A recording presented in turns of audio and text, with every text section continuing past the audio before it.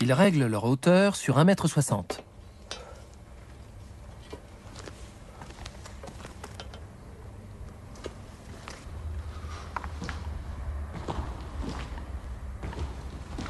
Il effectue cet exercice depuis l'âge de 15 ans.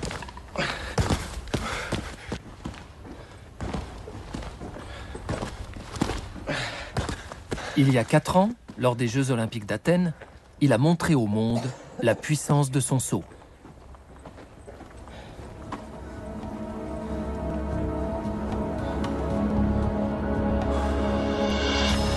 Pour un sauteur en hauteur, Holm part avec un grand handicap.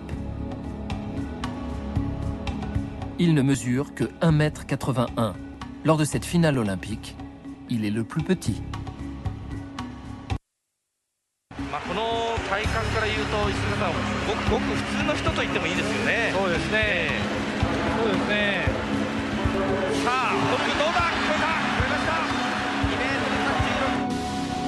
Il remporte la victoire, écartant tous ses rivaux.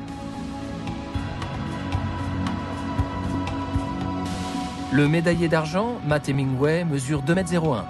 Holm est le plus petit médaillé olympique de ces 20 dernières années.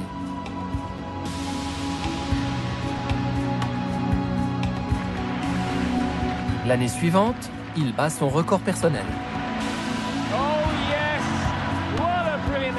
2,40 m. Il s'agit du meilleur saut depuis le début du XXIe siècle.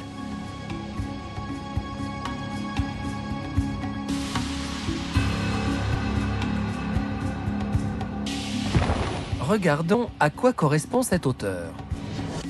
Holm passerait largement au-dessus de ses passants. Il atteindrait presque le plafond de ce bureau. Il dépasserait même cette cabine téléphonique.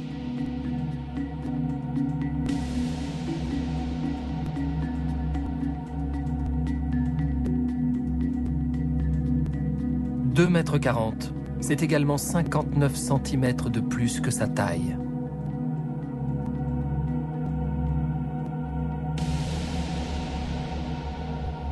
Un véritable record dans l'histoire du saut en hauteur.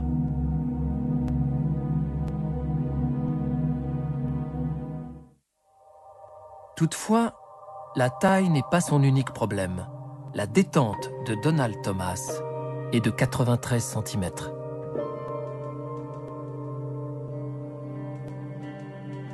Celle de Stefan Holm est de 59 cm, soit 10 cm de moins que la détente moyenne des athlètes japonais sélectionnés pour les Jeux Olympiques.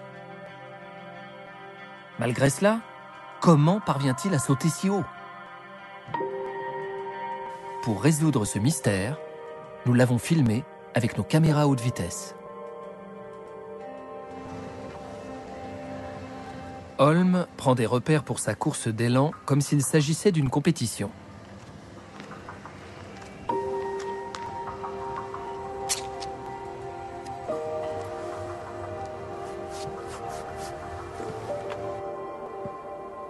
Même lors des entraînements, il se place toujours dans cet état d'esprit.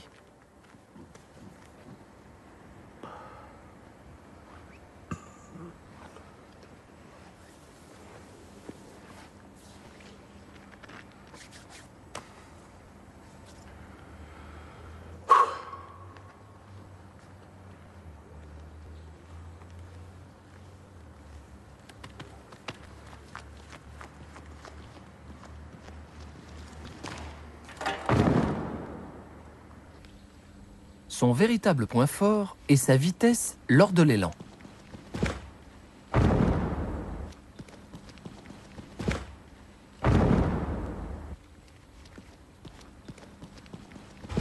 Il atteint 30 km/h, ce qui fait partie des vitesses d'approche les plus rapides au monde.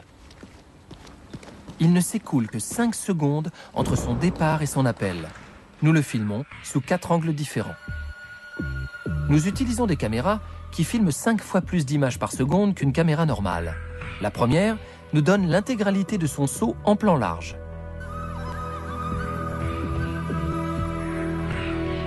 Une autre caméra est au niveau de la barre.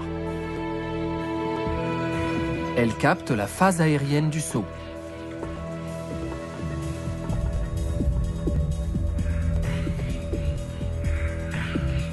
Une autre se trouve au-dessus. Elle nous permet de voir son parcours pendant l'élan et son point d'appel. Nous avons également une caméra ultra haute vitesse qui enregistre 83 fois plus d'images par seconde. Grâce à elle, nous capturons le très court moment de l'appel.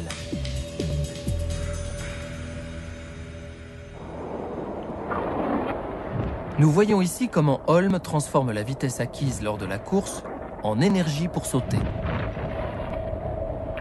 Cela se passe lors de la phase d'appel.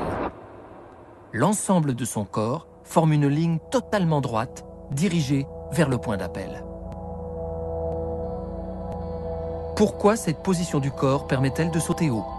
Nous allons expliquer cela à l'aide d'un bâton.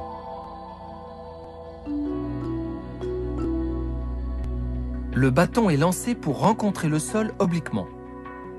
Il rebondit haut tout en pivotant. Quand un sauteur frappe le sol de façon oblique, l'énergie horizontale acquise lors de l'approche est convertie en force ascendante qui lui permet de franchir la barre. On appelle cela la rotation ascendante.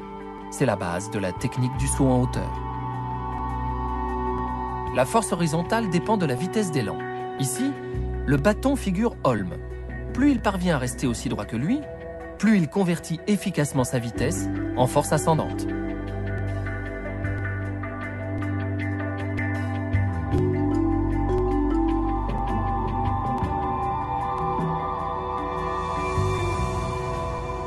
Cependant, ce n'est pas accessible à tout le monde.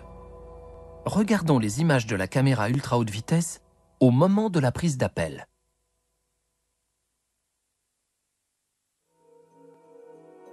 Le pied doit supporter un choc considérable.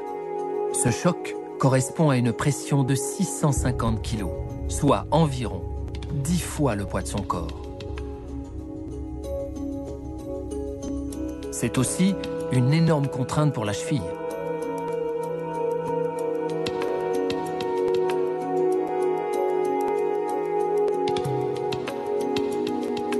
Une course d'élan plus rapide que les autres, un appel où il parvient à rester raide comme un bâton, et puis ce pied gauche capable d'amortir le choc. Voilà ce qui permet à Holm de compenser sa petite taille.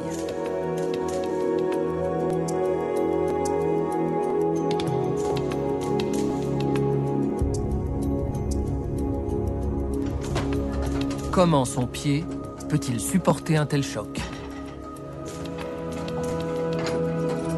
Il nous montre les exercices de musculation qu'il fait depuis plus de 10 ans.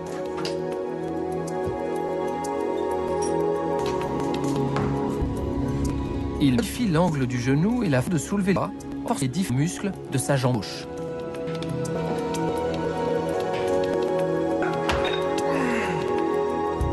Il porte jusqu'à 200 kg.